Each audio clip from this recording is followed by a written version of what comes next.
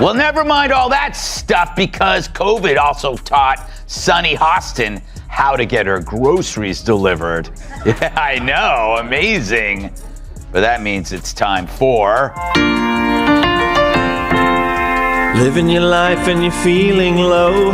You don't know what is true. You don't know what's true. So you quick flip through the channels to watch Sunny on The View. Oh my God, the stuff she says is dumb. Where the hell they get this woman from? She's a host who's always crass and lame, with lots of nonsense to proclaim. Sunny Hostin recently collapsed completely, and no, Mercury is not at fault this time because it is in retrograde. Even the teleprompter seemed to want to give up when Greg Gutfeld swung at her. Tissues were nearly flying throughout the studio as the story unfolded and the hypocrisy was revealed. This was the perfect time if you've ever wanted to see someone break down more quickly than a crappy wig during a hurricane. She muttered something you won't believe when the cameras eventually stopped filming. Fun of The View a lot, but that's only because they keep talking. Those hens are always clucking. They get to say stupid stuff for an hour every day, and then I get to say stupid stuff for an hour every day, except on purpose. But every now and then, one of those dingbats inadvertently says something that reveals modern liberal thought so perfectly it deserves further study. You know, like a weird serpent that washed up on the beach and you want to poke it with a stick. Sunny Hostin opened up at last. This was also not the typical gaffe that occurs on The View every day when someone tries to pose a question that is more difficult than what is your favorite color. This spark started it all, a full-fledged 4K Ultra HD televised meltdown that was visible to everyone on the planet. In less than 2 minutes, Greg Gutfeld exposed more hypocrisy than The Point of View has managed to conceal in more than 20 years. So, Sunny, I bet you haven't been in a supermarket since COVID for about 3 years. I haven't been in a supermarket since COVID. For about 3 years. That's when I discovered Instacart, and I give them a big tip because they don't always pay their people well, and it's so that's been an issue I think for the company. But man, you can get toiletries, you can get fire logs. You know those big Bounty towels you don't want to carry. Those from Costco. Somebody else those. Fire logs? She had to tell the audience that she tips big because even she knows she sounds insufferable. Hey, I'm an but at least I tip. Like any other Tuesday on The View, the introduction started out with loud affirmations and nonstop self-praise, seeming less like a talk show and more like a group therapy session. As usual, the panel proclaimed with pride that they were once again defending democracy, one erroneous belief at a time. Sunny Hostin, a passionate but very off-key legal expert, came center stage with all the grace of a teenager stumbling through Guitar Hero. Her brilliant realization that everyone else is to blame for the world's ills, and that as long as you shout your lines loud enough, facts don't matter. Hostin's obsession with race gets thrown back in her face. Today's video comes to us from Sunny Hostin. Sounds like a town. We're in Sunny Hostin. She was on PBS's Finding Your Roots, a show dedicated to researching celebrity ancestry. For context, Sunny is a staunch supporter of reparations and has made a fortune spewing nonsense about white privilege and racial justice. Well, turns out she's not as oppressed as she claims she is. She's actually the descendant of slave owners from Europe. Here's how she took. If this mindset is unfamiliar to you, imagine the comments section of a contentious political Facebook post, only hostined by individuals who, after briefly reading a Wikipedia page about the Constitution, claimed to be scholars. Such turmoil would be perfect for Sunny. She is regarded as the voice of reason if you think that reason entails yelling threats against democracy anytime someone questions her latte-fueled worldview. Wow. I'm a little bit in shock. I just always thought of myself as Puerto Rican, you know, half Puerto Rican. I didn't think I was my family was originally from Spain and slaveholders. Yeah. So how are you feeling, my friend? I think it's actually pretty interesting that my husband and I have shared roots. Yeah. So I do appreciate that. And I think it's great for our children to know this information.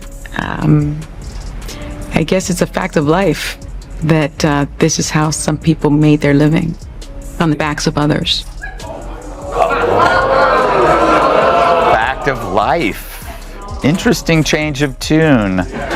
For more, we go to our chief Sunny Hostin correspondent for a reaction.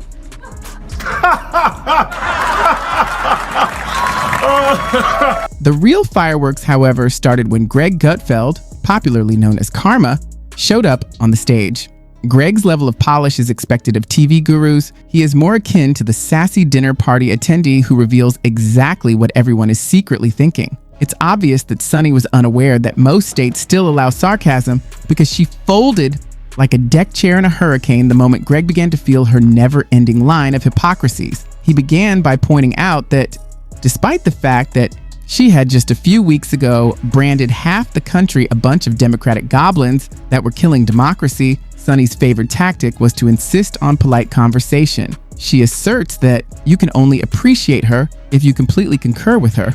Otherwise, you are essentially supporting criminal activity. Greg wasn't done, though. He went on to work as a freelance forensic auditor, erasing receipts as if they were exposing her whole professional background. Sunny is upset over the Border family's division 1 minute. The nuances of the policy then become too complicated for us ordinary people to comprehend when her ideal administration follows suit. She wasn't merely a hypocrite. It was essentially a pillow with her home's features sewn on it for public viewing. I'm gonna milk this till the end of time. You're right. Anytime she says something stupid, I'm gonna go, slave owner! Kat, I just watched that. That's the second time I've watched that. She was tipped off beforehand, right? Because they had to tell her before, so she had time to regroup. They wouldn't just surprise. You think? No? I don't know. I feel like she could have maybe done better. Okay. Greg explained. Sunny's rage functions similarly to a light switch. When a liberal face inserts itself into the Constitution, it deactivates, and when a conservative sneezes, it activates. She is the kind of person who defends politicians who struggle with the spelling of ethics, even when it is obvious that they miss the E, the T, and the audience, while demanding probes into the ethics of a tweet. Like the devoted congregation they have always been, they responded. They would have sneered at Greg for inciting enmity, even if he had offered a scrapbook with Sunny's contradictions signed by Sunny herself. Naturally, Sunny made the move that all contemporary TV stars are capable of. She was playing the victim before you could say sympathy from the audience either. She transformed Greg's criticism into a broad assault on women, minorities, and almost everyone else in between. Her eyes impacted by the media, her voice shaking. She expands the battlefield until her only weapon is unadulterated passion when reason fails. I think that women, white women in particular, want to protect the patriarchy here because it's to their benefit. Yeah. They want to make sure that their husbands do well. They want to make sure that their sons do well. They want to make sure that their children do well. And they want to make sure that they do well. Most of the women in some of these studies are married white women, and they do fall in line with what their husbands are doing. People have to wonder, where does Sunny Hostin get her opinions? Yeah. Like you said, it's obviously from her husband. She has to tell her what to say on The View, because without it, she's got nothing up. When someone pointed out that Sunny contradicts herself more than a motivational speaker with commitment issues, Sunny, who has spent years on her cozy ABC throne shouting insulting insults to millions of Americans, broke down in tears. If the Olympics were based on such a lack of self-awareness, the emotional gymnastics would have taken home a gold medal, the View panel as well.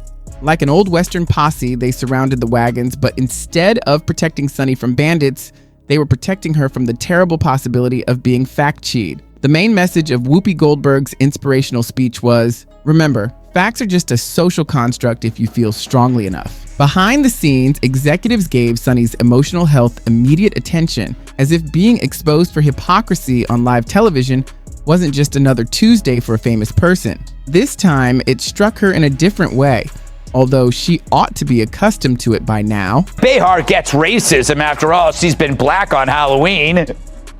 Yeah. But Joy wasn't there on the show. Apparently Mondays are her days off when she feeds in the pasture. But that is convenient, right? It's like one of my aunts dies every time Brian Kilmeade wants to hang out. Maybe Joy needs a full day to read her hate mail, and that's just from the rest of the cast.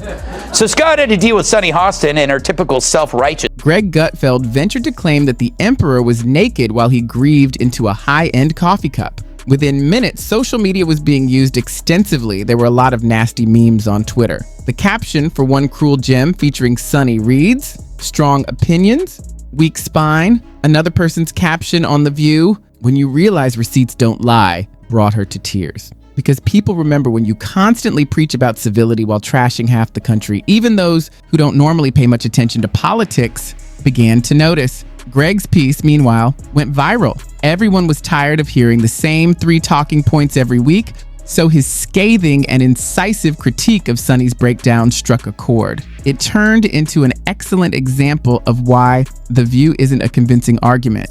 In essence, it's a live-action Tumblr thread with improved lighting and a studio audience. It's a planned performance similar to synchronized swimming, where everyone knows the techniques and anyone who cannonballs into the water is reprimanded as though they did something unlawful rather than a battle of ideas. But unlike this chick, we didn't think it was the best thing that could have happened to us.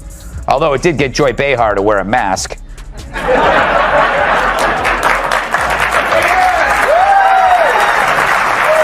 You make me sick. It's funny, her being named Joy is like me being named ugly. What made the whole affair so spicy was The View's attempt to reinterpret the catastrophe. Suddenly, Sunny's hypocrisy was not the issue. No, this had become a campaign that was pro-woman and anti-bullying. Drawing attention to disparities seems to have been elevated to the status of a federal hate crime. In actuality, the viewpoint has degenerated into a safe haven for beliefs that crumble in the face of mature critical debate. Debate doesn't interest Sunny Hostin or her co-hostins. They are holding a seminar on self-esteem every day under the guise of political criticism.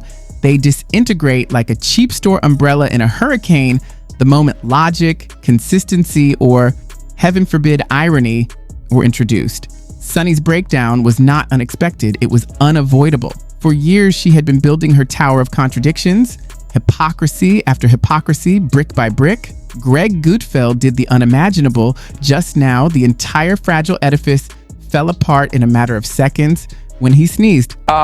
Did you watch the whole thing or just the parts that I sent you? I watched it. Obviously, just the parts that you said. Did I watch a whole episode of The View? No woman can do that unless you're stupid. But I have a job. Here's the thing. How can they call themselves progressives when they keep saying that nothing has progressed? Then it's on them.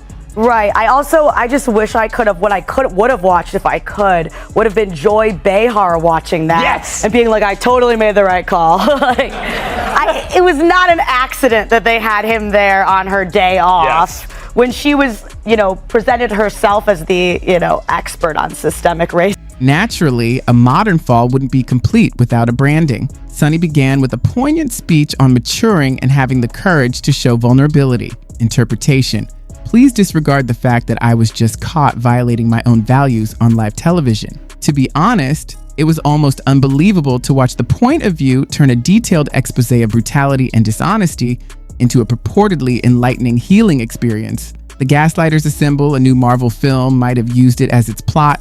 Meanwhile, Gutfeld continued to win, not with rage, but with that smug smile that drives the infuriated to their breaking point. He is proficient in the game. When you call attention to the emperor's nudity, you are accused of disparaging body positivity. Meanwhile, Sunny is caught up in a never-ending cycle. Every time she tries to reclaim her delusion of moral superiority, someone brings up that embarrassing incident in which she was melted in a microwave and faced with her own comments.